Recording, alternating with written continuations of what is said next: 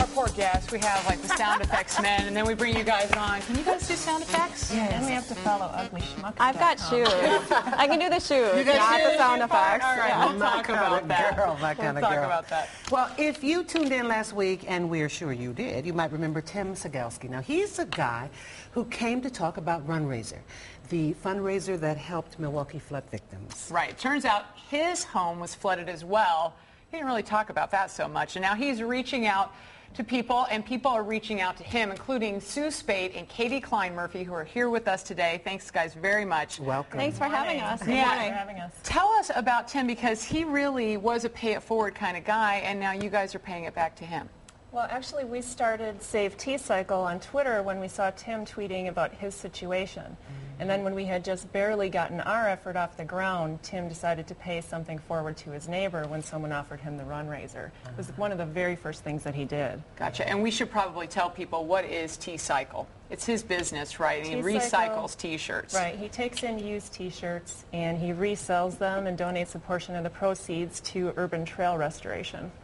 Fun T-shirts, like things that are like the old Coca-Cola, stuff like that. Like he goes to rummage sales and finds these things and then turns them around. So shirts that you might not have seen for 30 years are suddenly out there. Wow, that's great, that's great. So you all wanted to step in and help him out. I mean, prior to talking to you, we were talking about a phrase that I love, paying it forward. Right.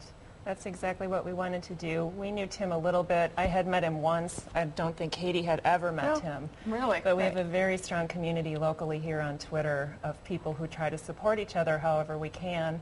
And we just saw Tim tweeting about the situation with his house and asked how we could help. And it took off from there, and the community jumped in a big way to support us, and it's been amazing. Now, how are you helping again? What is the event? Tell us a little bit what the viewers can expect. We actually have a really huge fundraiser plan for tomorrow at Sprecher Brewery from 7 to 10 p.m. Anybody and everybody is welcome, so you don't need a ticket to stop by. Just come on over. Food has been donated by Koa Restaurant in Glendale by Bayshore. So between Sprecher Brewery and Koa, we're going to have a silent auction and raffle. It's going to be a lot of fun times, great people, and all for a really great cause to raise money and help. Is there an entrance fee, or is it pretty much the silent auction? How does it work?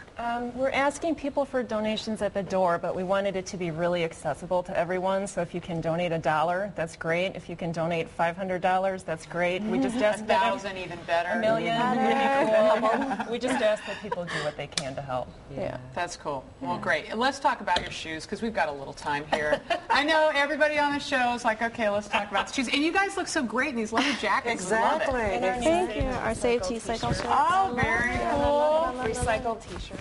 Yes. Very cool. So you're a shoe girl too? I am a shoe girl. Notorious, actually. These are the shoes I'm wearing today.